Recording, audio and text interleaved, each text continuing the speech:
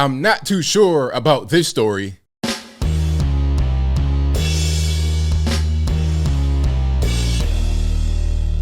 How's everybody doing? My name is Anthony Brian Logan, and today we got to talk about Paul Pelosi again. You guys know that's Nancy Pelosi's husband. Just a few weeks ago, I covered a story where he was involved in a DUI and he actually hit somebody and there was really no penalty, basically a slap on the wrist. Maybe there was a fine at best, but he didn't go to jail. He did not go to the penitentiary. There was nothing like that happened. Well, he's back in the news because someone allegedly broke into their home in San Francisco and beat him severely with a hammer. Now, he was in the hospital and was released, so I guess it wasn't that bad, but I have questions. First of all, this man's 82 years old, so if he was violently assaulted in his home with a hammer at 2:30 in the morning through a break-in, how was he just treated and released and it wasn't really that big of a deal? I'm not really understanding how that's possible. Also, Nancy Pelosi was not there. How convenient is that? This is just really kind of strange. I'm not really sure exactly what's going on. There could be a few different things here. I got a couple of things that I think could be behind this before we get to the article, which I do have, and I'll link to it, of course, in the description box. But I think there's two things here. The first thing is this could be an elaborate hoax because midterms are here. And I told you guys on this channel, and I've said it repeatedly over the past few months, maybe even years, that when election time comes around, midterms, general, whatever, things get weird. You're going to see a lot of crazy things. You'll be like, what's going on with that? Why is that happening? Well, it's because these elections mean a lot. They may not mean a lot to everyone, but to those who are involved with it, are you talking about money, power, connections, liabilities, responsibilities? There's a lot riding on these elections. So they'll do anything that they can to win or to influence or to change. So the first thing, this could just be something for the election. The second thing, you are in San Francisco and the crime is going through the roof.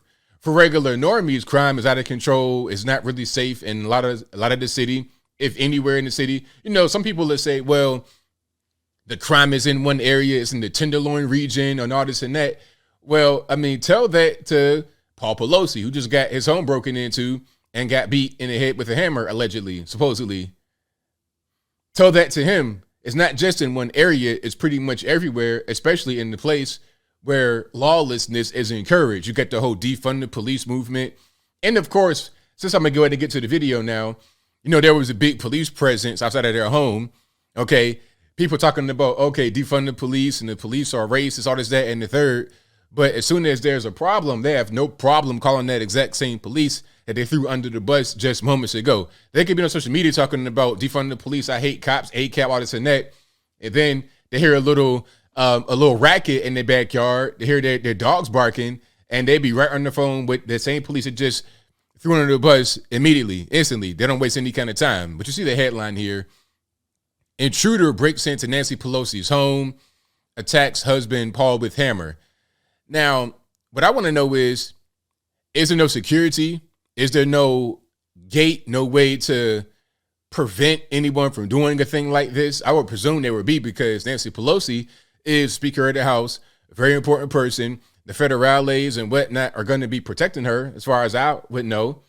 And if they can't be there 24/7, they'll most certainly be on top of this case.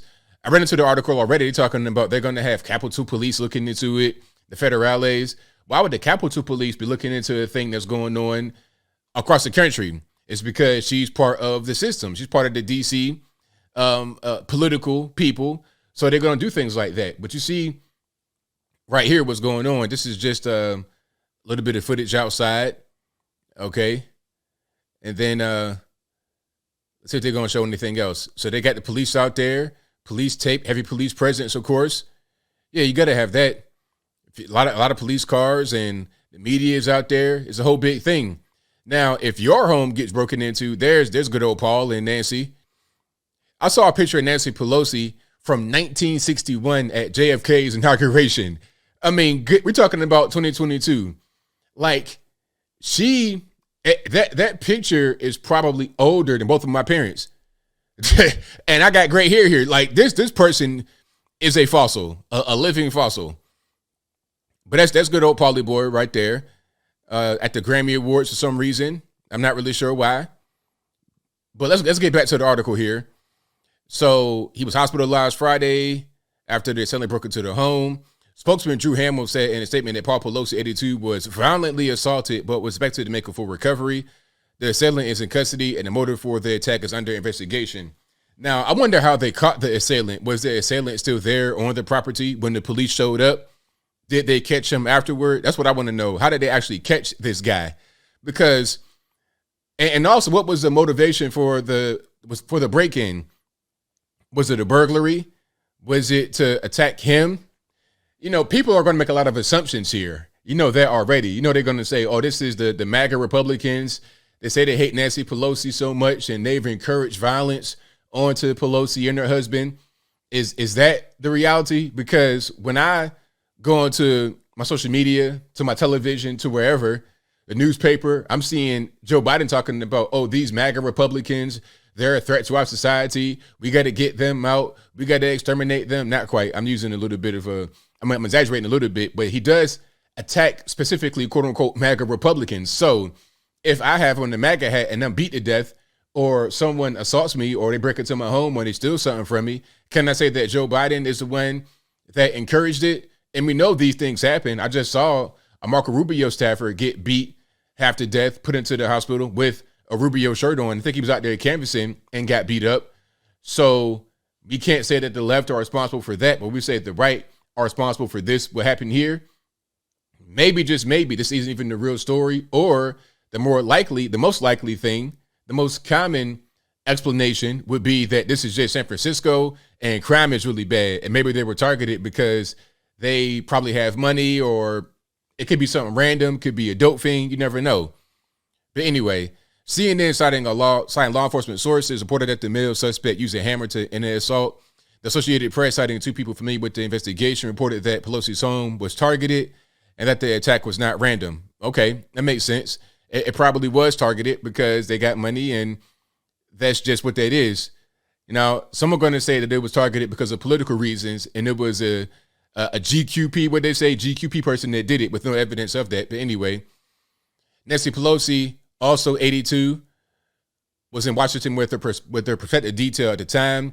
U.S. Capitol Police confirmed in a separate statement. The department added that it was assisting San Francisco police with investigation along with the FBI. So you're going to have the U.S. Capitol Police, the San Francisco Police, the federales, everybody involved with it. But if you, regular normie, have your home broken into and you're attacked with a hammer violently, and God forbid that ever happens, but if that were to happen to anyone, you would not have all this security and whatnot and people trying to figure out and get down to the bottom of it. Okay, and the assailant that did it, if they are caught, they probably would get released. Okay, just like Paul Pelosi was released from the hospital right after he got in, but different story. All right. So yeah, this is just pictures of the home. White House Press Secretary Karine Jean-Pierre said in a statement that President Biden was, quote, praying for Paul Pelosi and for Speaker Pelosi's whole family, unquote, and had called for the House Speaker to express his support. The president continues to condemn all violence and adds that the family's desire for privacy be respected. Karine Jean-Pierre added, Biden is spending the weekend in some Wilmington, Delaware, of course. It's funny how he goes to Delaware every weekend and it's not really a problem, but when Trump would go golfing and stuff like that, that'd be an issue. But anyway, Pelosi's Republican opponent, John Dennis, tweeted that the attack on Paul Pelosi was an appalling act that deserves condemnation and contempt. All right. And that's his mugshot from when he had the DUI. Amazing how that works. You can get into a DUI. You could drive drunk over the legal limit, wreck your car into someone else's car, not just a single car accident where he hit a tree or a ditch or something like that, a telephone pole. This man hit another car, but because the person wasn't seriously injured, then there was no criminal, charges that stuck against Paul Pelosi, no jail time or anything like that. Now, I wonder if Paul Pelosi is not seriously injured from the hammer attack, will the home invader be given the same grace that Paul Pelosi was given in his DUI? Okay, now, if that were to happen, I don't think he would like that too much. But when it works in his favor, he's all for it. Funny how that works again. We keep on rocking here. So the disturbing assault also took place 11 days before the midterm elections, when Democrats are expected to lose control of the House of Representatives after 4 years in the majority, in part due to Republican candidates making the issue of rising crime in cities across the U.S. Exactly. Imagine that. And was that the DUI right there? That might be it. Yeah, I think that might be the DUI situation. Yeah, that's the DUI when he crashed his car into somebody else's. And for that, it was, so that's, it says of a wrecked car. I wonder if that was Paul's car. I think that might have been someone else. It got stop signs and yield signs and everything else all up in the mix. It's crazy. So we'll see. Oh, and here's some stats from San Francisco as I wrap it up.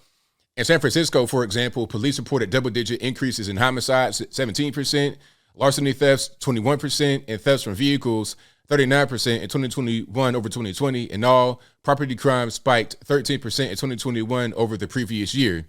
And that's probably just crimes that are reported. There's probably a lot more crimes that go unreported.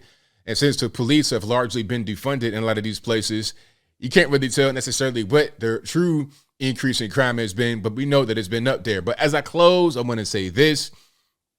This story is very interesting, and the timing couldn't be any more interesting. 11 days before the midterm elections, San Francisco, high-profile person, high-profile family. I mean, hopefully he's okay and everything's all right.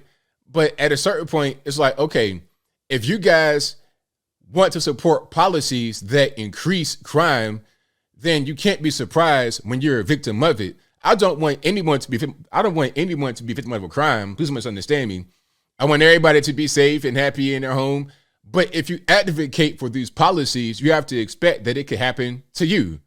But I think I'll leave that right there for now. And what say you? How do you feel about this story? Do you think that it's legitimate, illegitimate? Was it for political purposes, for financial, personal issue, midterm elections? Whatever your thoughts are, let me know in the comments below. You guys pretty much know where I'm at. This could be a Juicy Smouye type situation, possibly, potentially, perhaps. But I think the more reasonable explanation, the most likely reason, is that it's San Francisco and crime is going through the roof. And when you advocate for certain policies that are going to increase crime, all in the name of being altruistic and being woke and being fair and equitable, when you advocate for certain things like that, and the obvious result is going to be more crime, you cannot be surprised when you become a victim of said crime. Now, I'm not saying I wish people to be victims of crime, but I mean, come on, we know what the result of certain things are. If you don't want that result, then don't advocate for that particular thing. But whatever your thoughts are, please let me know in the comments below. And that's all I got to say for this video. If you like what you heard, please comment, rate, share, and subscribe. Peace.